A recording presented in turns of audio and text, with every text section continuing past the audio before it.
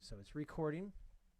I'm going to use this for students that couldn't come in for this meeting and for possible future Patreons. So I just want to say thank you guys and everybody that's joined. Really appreciate your support, and I love teaching and applying, so this is always a fun thing to give any knowledge that I have that can help you.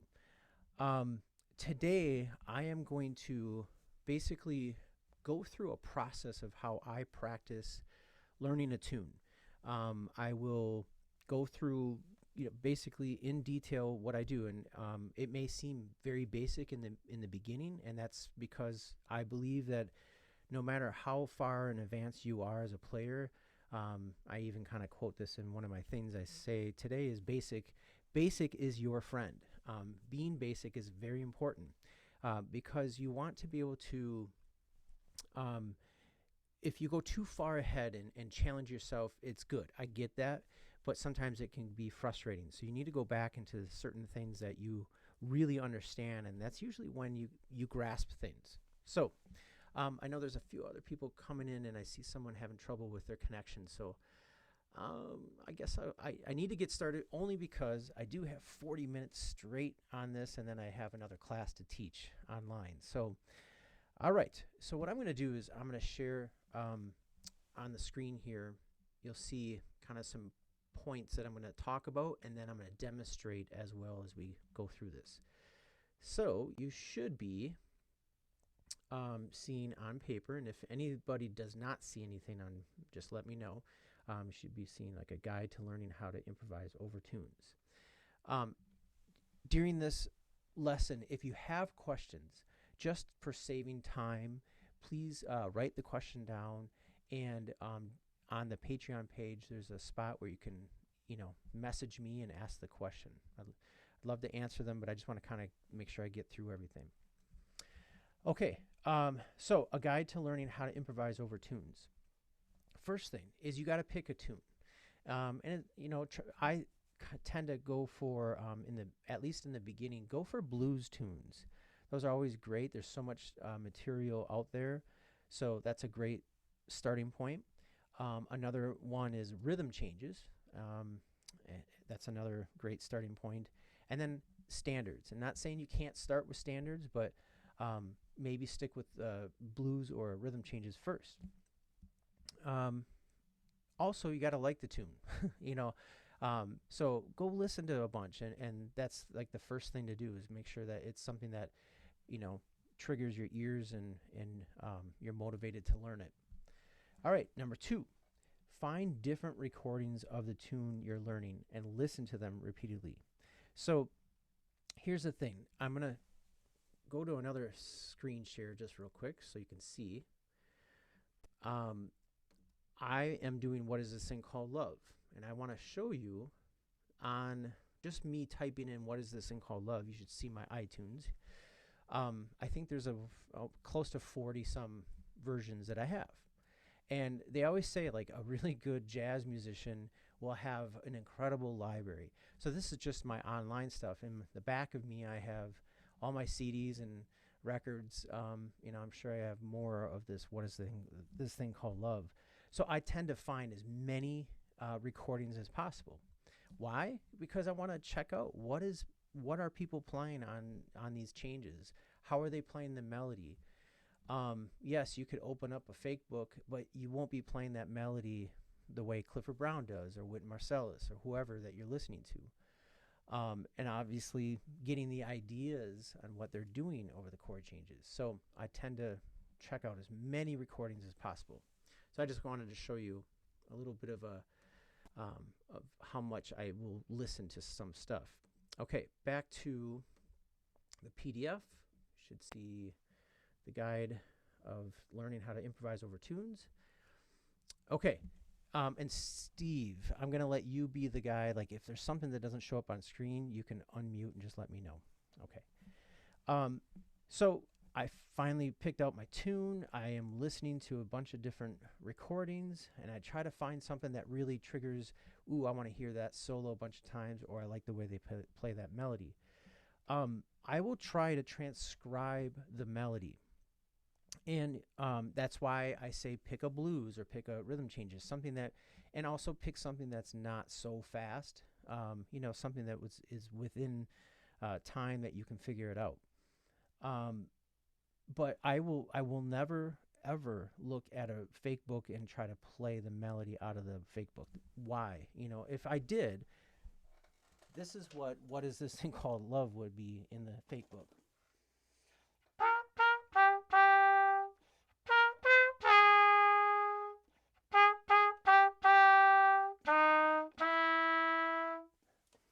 It would sound awful. No soul to it, nothing, no swing. Um, so I don't know. Today I was listening to Whit Marcellus, and he has a really nice live recording, and he's going.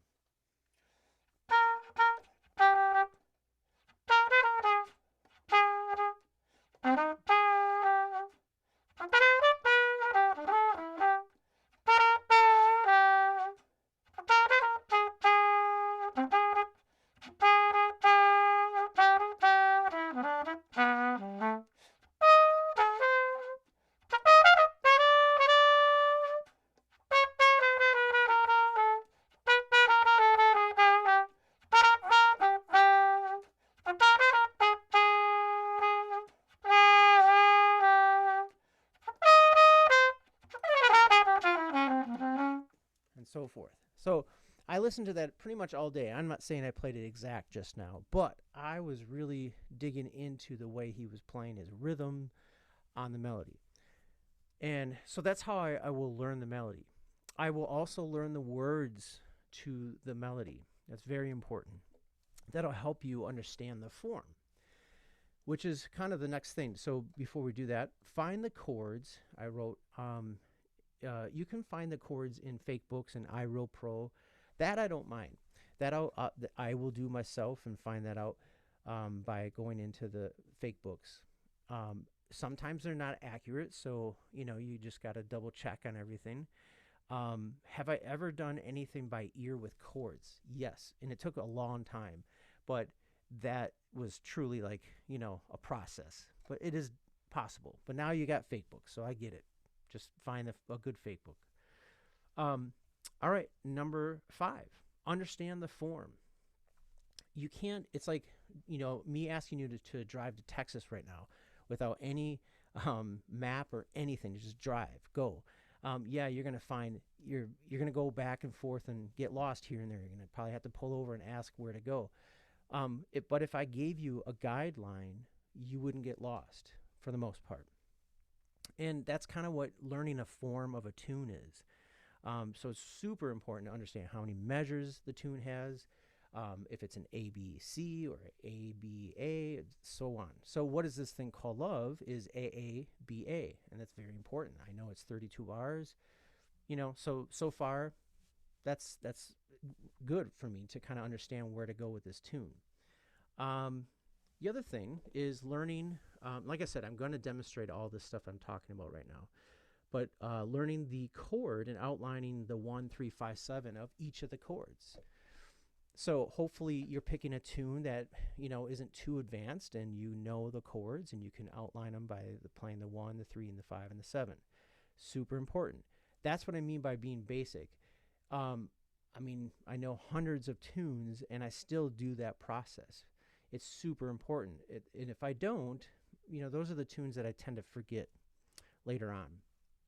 So I'll actually play the 1, 3, 5, 7 of each chord, and then I will pick out the thirds and the sevenths, and I'll use those as guide tones. And why are those such an important of the chord? Because that's what makes the chord. The thirds and the sevenths will make a minor chord or a major chord or a dominant chord.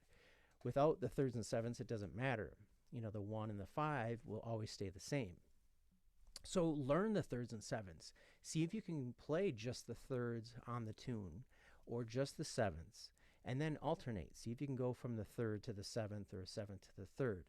That gets really complicated, but it also will really help you understand the movement of the tune, and you'll hear it better.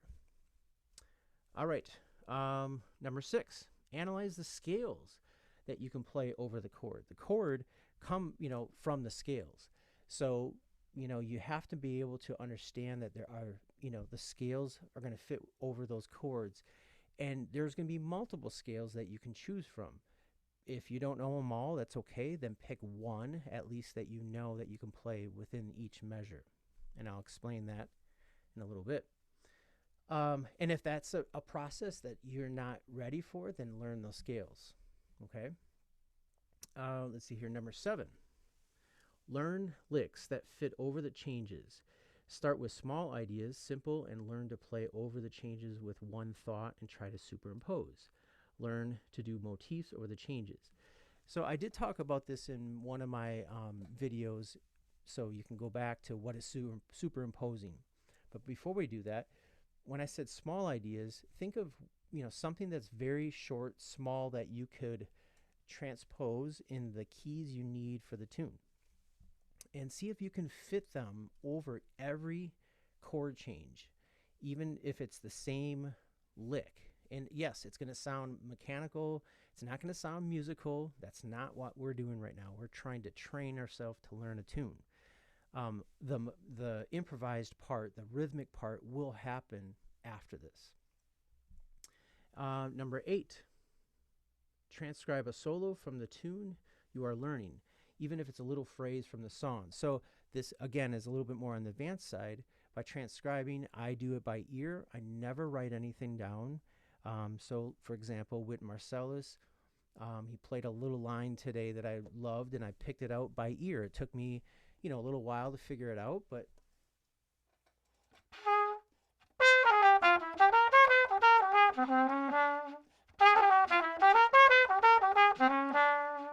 something like that, right? So now I can take that. I know exactly where it goes because I'm transcribing the song on the song, with Wynton playing it. I know where it goes, and then I have it now. It's my material to go forward with. So that's a step that I would definitely take, transcribing solos. Apply your ideas in particular spots of the tune. Repeat and use a play along to practice this concept.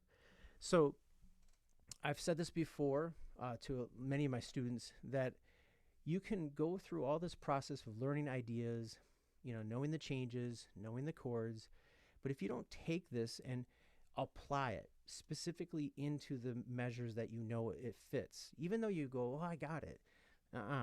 There's something different about physically playing your horn or instrument and playing the line that fits exactly where it's supposed to go. That's like me giving you directions exactly and say, no, you have to turn right, left, right, and you do it and you get there.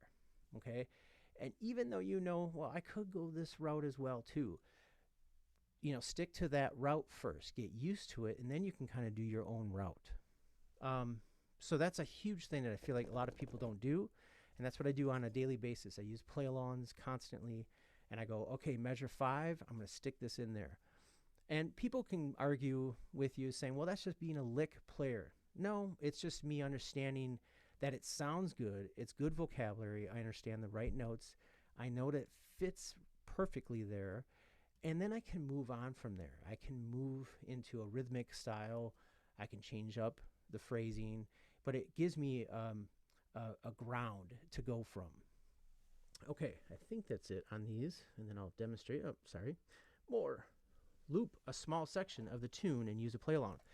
So if you have the capability of doing looping, I use a transcribing program, and I will specifically take a certain spot and I'll let it loop, and I'll practice my soloing over and over and over. Here's an example. I use a MIDI file, and I did today the first 4 measures of What Is This Thing Called Love, and I let it loop. So now I have the first 4 measures of What Is This Thing Called Love back and forth like this. Sorry if it's loud. 2, 1, 2, 3, 4.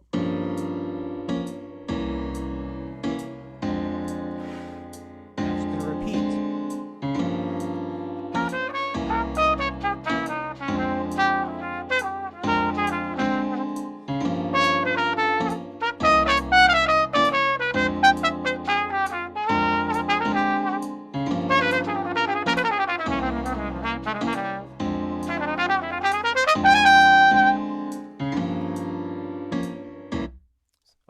So that's just taking the first 4 bars, and I get to explore now my ideas, phrasing. I can obviously go back to the basics and just play the 1 3 5 7 of that. I'll explain. I'll show you that, just so you see that. 2, a 1, 2, 3, 4.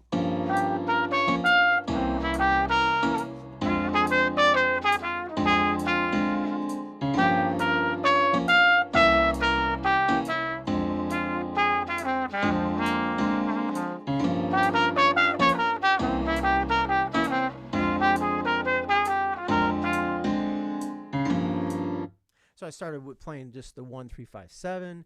I alternated going up or maybe down, and then I started utilizing maybe the scale that I'm going to apply. But I got this loop happening. I'm not worried about the other changes. I just got the first 4. That I can handle that. If you wanted to repeat just the first 2 or 1, you can do that. Remember, this is not a race to find how fast you can play a tune and get your ideas out. It's a project. This could take months if you really wanted it to. Okay. Number 11, write out a solo. Prepare a longer phrase. Apply and memorize. So writing out a solo, I told you I don't write out stuff. But yes, in this, exercise, write out a solo. Like, see if you can write out your ideas that you already have, or connect some of the licks that you have on the Patreon page, and see if you can enter them in the right keys over what is this thing called love, or whatever tune you end up doing, and play it. Make sure it's playable, obviously, right? And memorize it. I know this seems kind of like, whoa, really? Yes, really. Again, you need to learn how to, walk before you run kind of moment, right? And this is exactly what we do. We want to be able to know that, wow, this phrase from Freddie Hubbard sounds great right here, and he's playing this 2 5 1. Once you can do that, and you can throw it in and apply it in time, of course things will loosen up. And that's what I mentioned. I said, yes, this is not musical. It's a training exercise, but it's getting you to play the right vocabulary over the changes. If you can do all the above, you will start to explore more with rhythms and step outside the lick, but utilizing the notes that you got from the lick. It's becoming your language in a sense.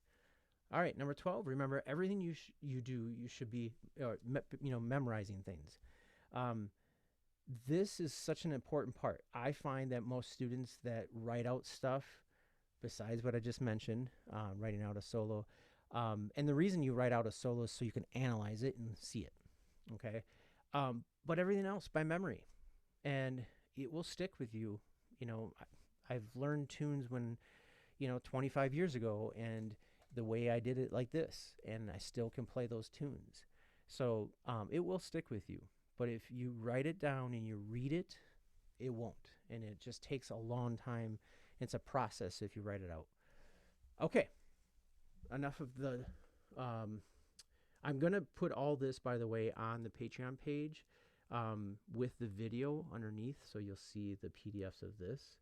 So let me go to the next screen here and share that with you. All right. Okay. You should be seeing the first page is just like the changes of what is this thing called love. I mentioned you should know, the form. And I wrote on this, it's an AA. That's the first 8 bars. And then it goes to the bridge, which is 8 bars. And then the last A of what is this thing called love. Now, I wrote out the 1 3 5 7. Do I have to write it out? No. Do you have to? No. If you need to, okay. It's totally fine. Like I said, sometimes visualizing it is okay. But when I play it, I'm not going to read it. I'm going to go, okay, I need to know, can I play the 1 3 5 7 of an A half diminished chord? And what is that? That means it's just a minor chord with a flat 5 on it. So if I play 1 minor 3 flat 5, flat 7. So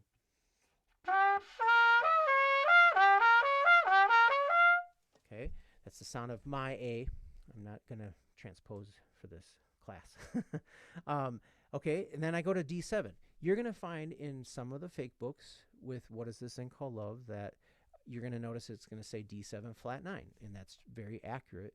I'm not writing it down because I know I can put tension on it. Okay, so I'm just learning the 1, 3, 5, 7. When you have tension, remember this. The tension notes are 9, 11, and 13 for the most part. And so you can play 1, 3, 5, 7 over D7. And if you want to put the flat 9 on it, well, then you'll add the 9th to it. So I got the D7 natural, and then G minor. Now, again, in What Is This Thing Called Love, you might see it as G minor 6. And I actually played that on the piano there.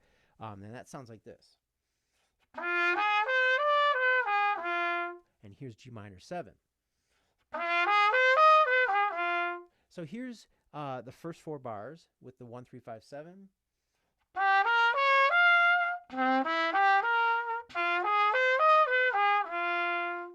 Okay, so, again, I will go through every measure like this, and just to make sure that I can do that. And then I will see if I can, I'm just going to take the page off for a second so you don't see it. And I'll see, can I play that by memory?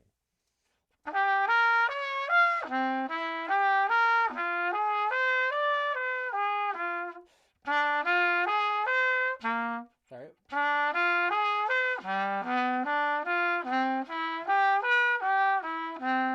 So that's the first 8 bars, and then it repeats, and I could do that same thing again. The bridge, do I have that my memory now?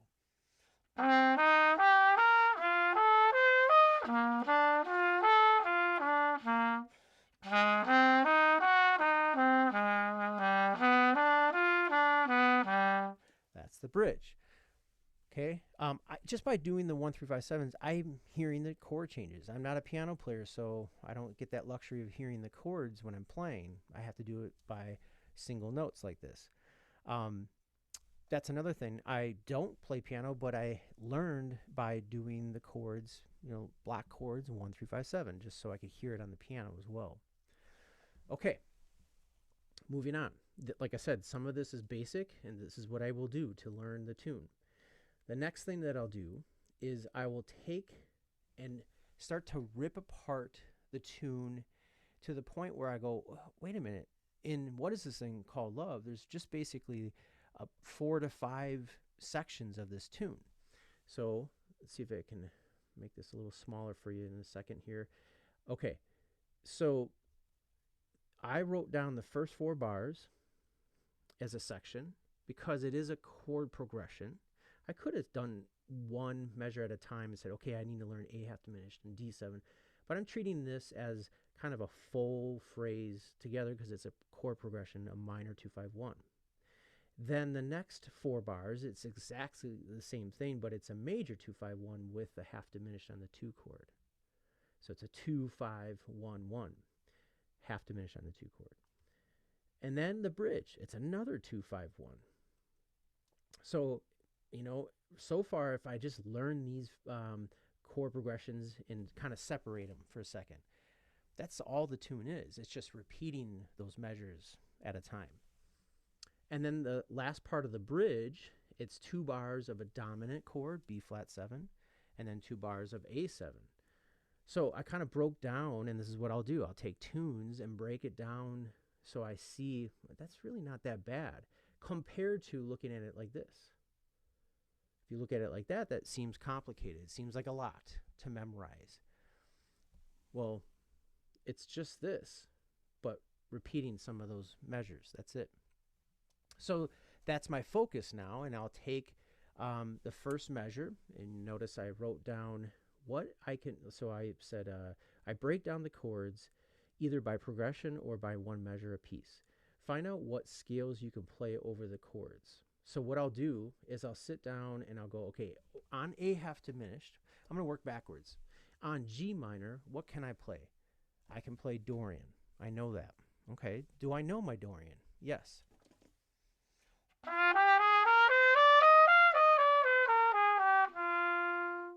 So what is Dorian? It's the second note, or second, note of a major scale. So this is the G is the second of F major.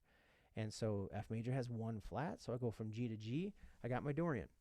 Okay, so I'm good to go. But I'm also going to find out, can I play other things in that measure? Can I hear other sounds other than just the Dorian? Yes, I'm going to explore that. Well, I know I can play another minor, and it's called melodic minor. And that melodic minor is just taking your major scale and flatting the third. So that would be G major, flat the third, and that's B flat. So now you have B flat and an F sharp.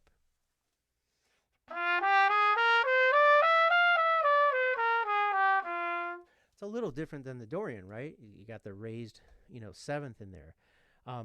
You can use that. There's no rule saying you have to play one minor in a minor mode.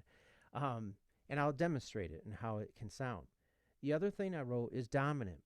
That's important. So this is kind of superimposing what I'm talking about, is I'm taking something else and applying it in the chord. Well, I can play C7 dominant. Just think 4 up and play the fourth and make it a dominant. And C7 is the same as G minor. It's coming from the same major scale, which is F major. What's the fifth of F major? C. And that's, with one flat. So if I want to think C7, I can play that. Can I think C7 bebop scale? Yeah. So now I have some material I can apply just in the minor. Before I move on, it's saying I'm running out of time. You got to be kidding me here. Okay. Well, I'm not going to upgrade it yet. But let me show you how I'll play those 3 different sounds on my minor. Here's how that'll sound. I'll start with Dorian, then melodic, and then I'll do dominant over the minor. 2, a 1, 2, 3, 4.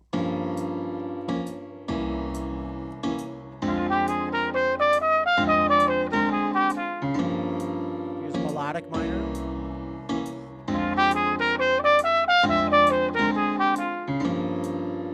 Here's bebop.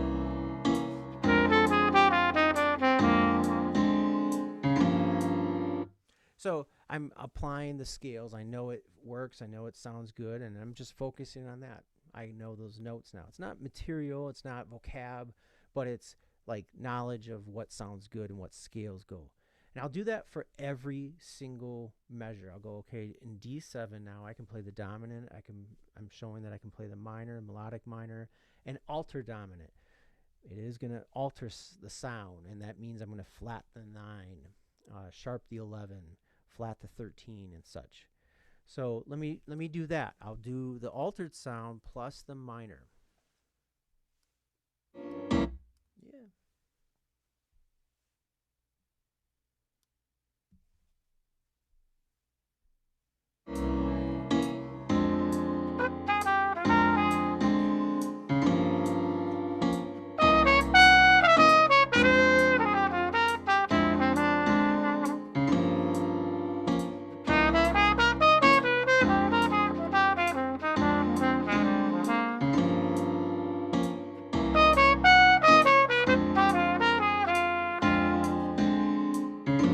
Okay, so now I altered the D7. 1, 2, sorry. A 1.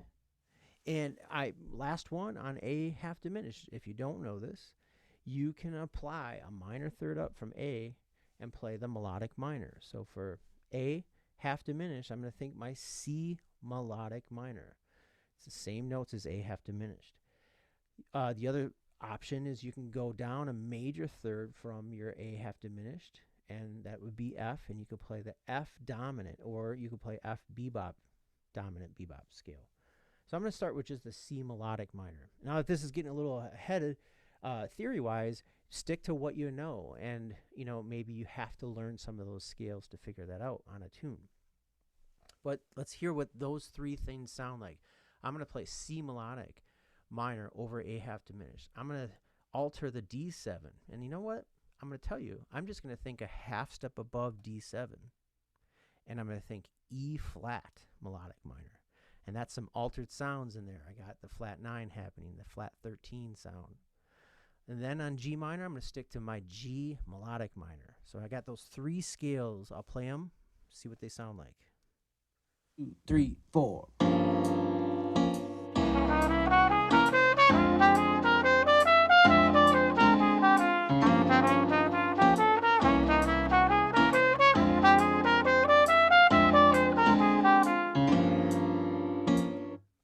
Okay, so now you hear, I mean, that all works.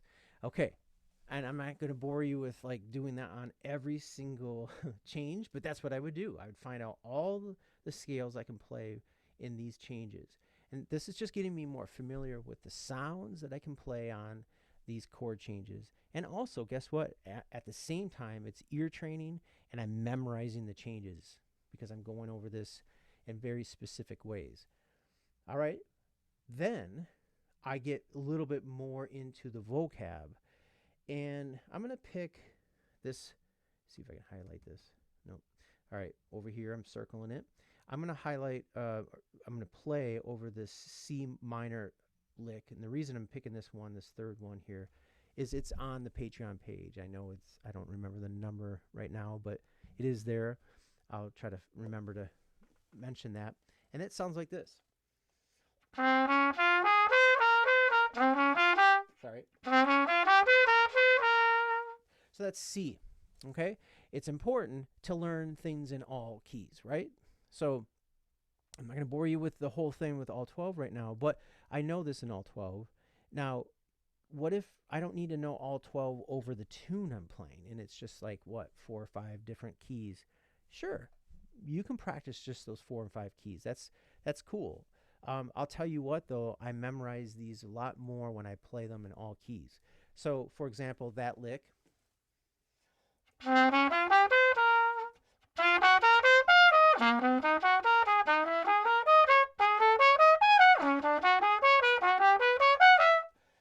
I at?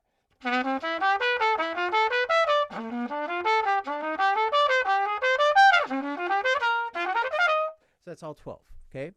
And now I'm going to apply this specific lick, and I'm going to try to play this in every spot of what is this thing called love. And so some of it's going to be called superimposing. I'm going to take this lick, which is minor, right? And I'm going to apply it over a half diminished. Remember, I said you have to think a minor third up from a half diminished? Well, I can play that then, right there, and that'll be my C. Here's D7. I'm going to think a half step up, put some tension on it. I'm going to think that E flat minor lick there. And then I don't have to do anything here because it's in the key of G minor.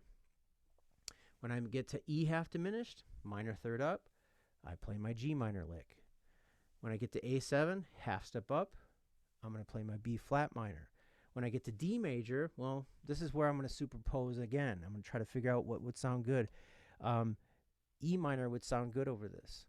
So I'm going to play E minor on it. And it repeats. So let's see what that sounds like.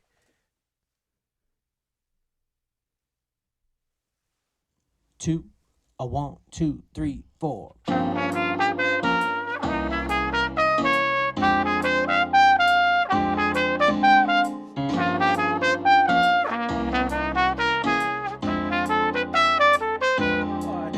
Go to D major. Sorry, I forgot I have a repeat sign on this.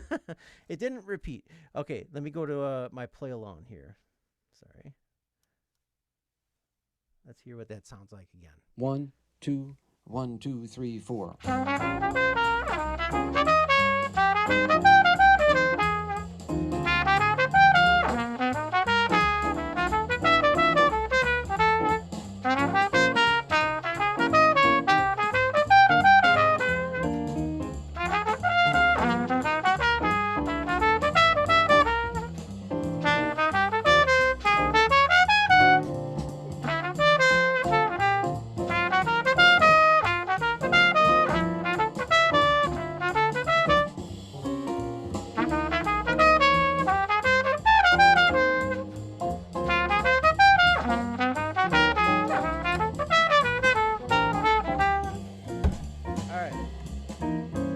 So that's taking a lick, a motif, an idea in one measure and applying it over the whole thing. My brain is like bursting into like, okay, what are my changes? How do I get through this? So now I'm memorizing things even more. I'm focused on the changes like a lot right now, because I'm applying this one idea and I'm trying to make it work. Does it have to be as complicated as what I just did? No. And by the way, and I apologize, it keeps saying that I have to upgrade. I do have like less than a minute here. So I'm just going to press upgrade and see what happens. Anyhow, if it gets cut off, I apologize. We're kind of losing 4 minutes on this. By me doing that, I am now working out also different types of sounds by superimposing. Okay, last step is now I got to learn a little bit more longer phrases. And so this is a suggestion. Take one of those licks that I wrote out in April and that fits over a major 2-5-1 and a minor 2-5-1, which I did on purpose, and plug it in. Literally just memorize that lick over the first 4 bars. And every time on the play along, only play those first 4 measures and play it over and over like you can do it. And when you can, you'll know when you got it, where it feels good. You can play it in time. It feels really good. Then you can move on and apply another lick there. So the purpose is all about training how to hear the sounds over a tune. Eventually,